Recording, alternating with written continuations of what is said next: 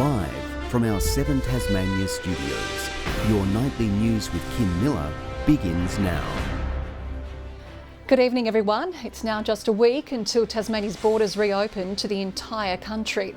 Preparations are well underway for businesses around the state, many hoping this holiday period will feel a little more normal.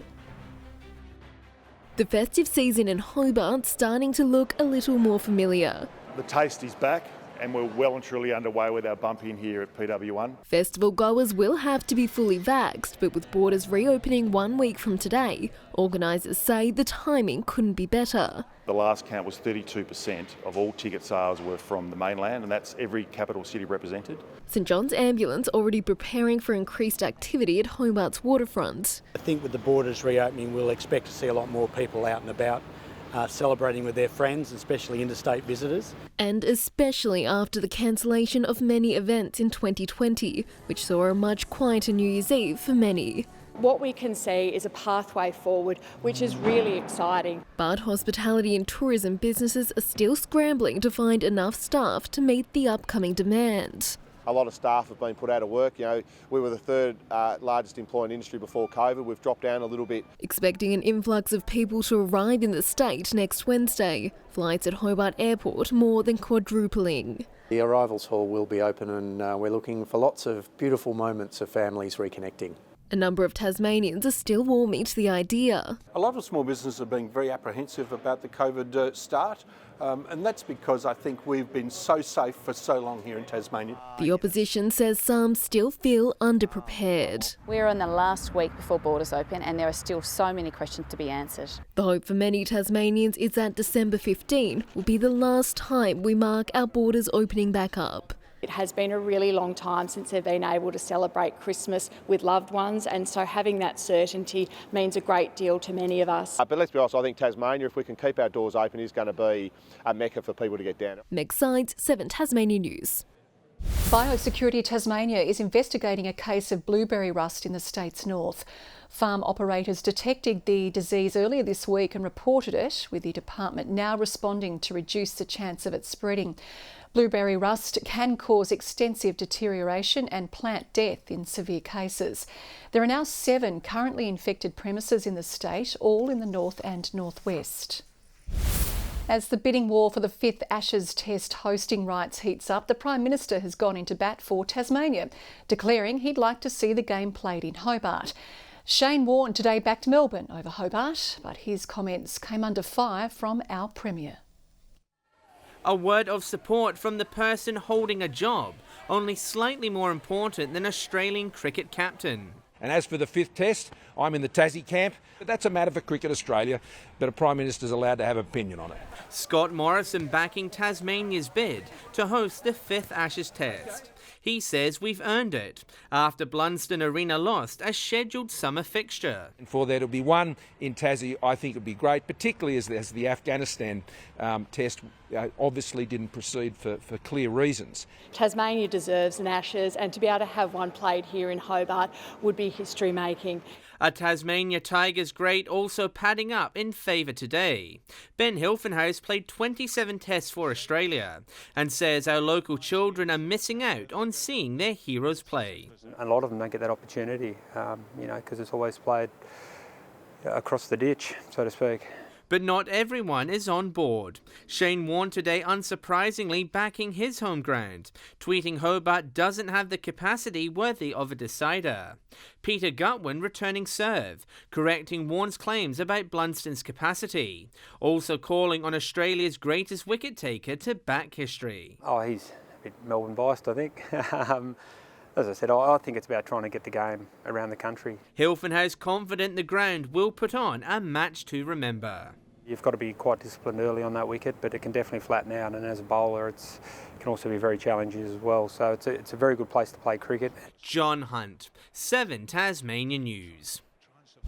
The Ashes isn't the only campaign starting today. The Hobart Hurricanes are minutes away from opening their Big Bash season. So Tom Johnson is at UTAS Stadium where the action is about to begin. Tom, it's a historic night for Launceston. Yeah, it certainly is, Kim. It's the first time the Hurricanes have opened their Big Bash season in the state's north, and as an extra bonus, the crowd cap has lifted to 3/4 capacity, around 15,000 people. Conditions, well, they're absolutely perfect. Let's hope that slight chance of rain holds off. Eager fans have been coming in ready to soak up the summer of cricket. And on demand, Hurricanes line up tonight. Our shiny New England imports are both out, plus Riley Meredith, Scott Boland and Ben McDermott. As for the Sydney Sixers, well, they were just magnificent on Sunday night in their season opener against the Melbourne Stars. They absolutely demolished them. It was almost embarrassing. Let's hope the Hurricanes tonight can turn the blowtorch back on Sydney. We'll be back later, Kim, with all the day's sport. I'll catch you then. OK, thanks, Tom. I'll talk to Murph about that weather as well. Thank you very much. Young doctors are being given an added incentive to move to regional areas. The federal government is offering to wipe university debts of those who commit to working in regional areas for the same number of years as their degree, or half the number of years in a remote area. Tasmanian locations which have suffered from a shortage of medical professionals, such as the West Coast and King and Flinders Islands, will qualify for the program. So whilst we get that short-term benefit of the workforce support from this workforce, we will also potentially see a percentage of these doctors choosing to stay. The offer is also open to nurse practitioners. The state government is under fire over contentious $40 million proposal to shift the Burnie Court to the outer suburbs. Critics have labelled it ridiculous, questioning whether the move will create a lack of access to justice. The state government of Tasmania versus disgruntled residents, a clash over a courthouse. We have clearly got a solution here. We don't think that this is the right place for a courthouse. A plan to move Burnie's Justice Complex from the CBD to the old University of Tasmania campus, almost 3 kilometres away, met with anger and confusion. We think this decision makes no sense. Most people that you talk to think that it's an illogical idea. Alison Cruikshank lives in the residential area near the proposed site on Moorville Road. She's concerned this move will create safety issues. People are upset that the government doesn't seem to be interested in how they perceive the entire deal. The old court is not fit for purpose, argues the government, who believes the business case to transform this old education precinct stacks up. We know that the Burnie Court complex is out of date. We know that we need to do something about it. Early this year, the state government more than doubled the budget for the relocation to $40 million. But critics fear the extra cost will come for those who attend court. This may lead to additional legal costs for people, with the charging for travel to this site. The Law Society has also flagged concerns about the travel barrier for lawyers. Labor today joining the fight, starting a petition to rally opposition. We're calling for the government to reverse its decision to relocate the court to this site. Papers they will soon serve to those in power hoping for a backflip. Garth Burley, 7 Tasmania News. As Tasmania prepares for the introduction of e-scooters, one provider is looking to team up with local businesses. Beam has launched a booster program across Launceston and Hobart. Operators will be able to advertise through their booking app and offer discounts and special promotions for those who are passing by registered businesses. They can see it on the app saying, oh, okay, so you're going close by. There is there's a promotion up there. I think the companies will be working very closely with the businesses in Hobart to ensure that scooters are parked appropriately. The e-scooter trial is expected to begin later this month. After a record 2,000 students ran in the Northern Schools Triathlon Challenge, it's now the South's turn to swim, ride and run to the finish line. Keen young athletes had their final training at Bellerive Beach before the starters gun fires tomorrow. The triathletes were buoyed by a visit from Olympian Jake Birtwistle on Friday, following in his footsteps. He's actually completed this course and then he was off at the Olympics at Tokyo earlier this year, so certainly great to welcome him back. It'll be pretty exciting. It'll be so good to speak to someone who's had experience and that kind of stuff in the area. More than 150 schools across the state take part in the challenge. Well, service supporting women at risk in Tasmania has finally been able to start up again after it was forced to shut down last year because of COVID. Women's Health has officially reopened its upgraded shower facilities following much needed renovations. providing a shower seems like such a basic thing, but if you don't have a shower, you can't present yourself really well to get a rental property or to get a job. The Hobart Airport providing a $20,000 grant to support the project. Launceston is set to welcome performing arts royalty next year when the Australian Musical Theatre Festival returns for a third edition. Organisers say the city's passion for onstage song and dance can't be matched, and that's the secret to the event's success. Launceston takes centre stage every May for the Australian Musical Theatre Festival. So she won't go near the sea. Past performers have sung the praises of previous editions, and now organisers have been able to lock in some of the industry's big names as headliners: Chloe Dallymore, Philip Quast and Paulini.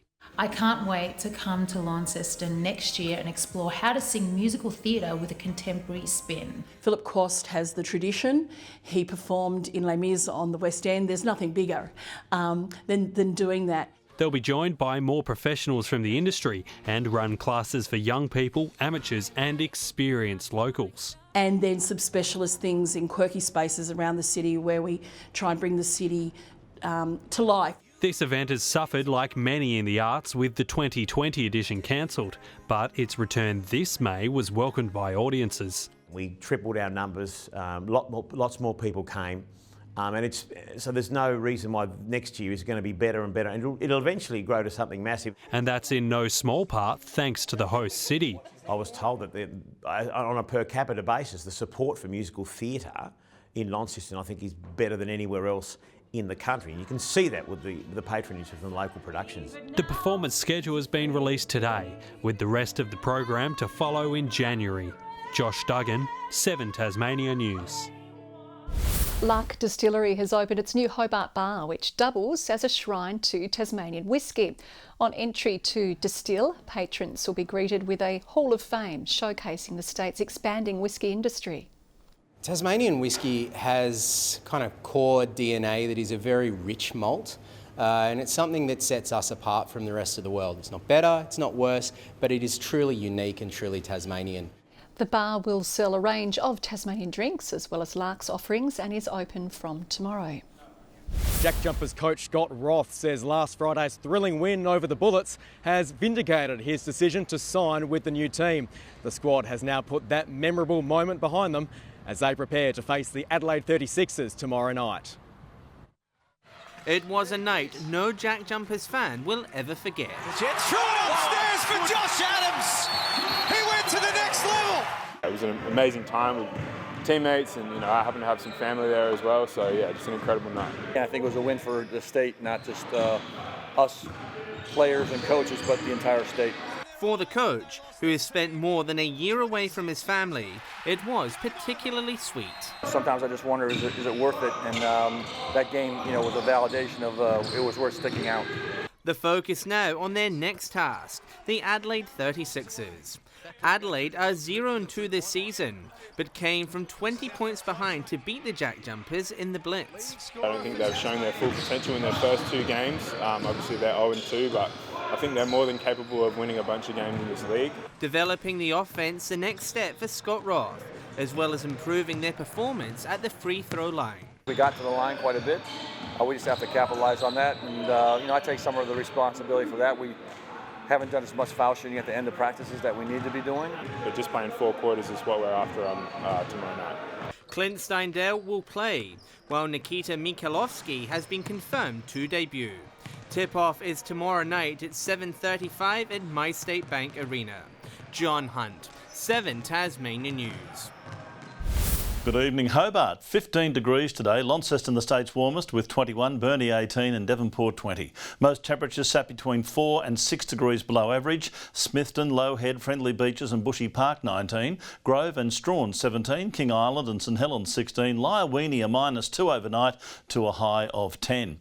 Cumulus clouds scattered across the state today, more uniform over the north and Bass Strait, mostly sunny conditions over the west. An active area of cloud with embedded thunderstorms over eastern Australia, the Gabba in Brisbane of course affected by that, low cloud over Victoria and cellular cloud moved over the Bight.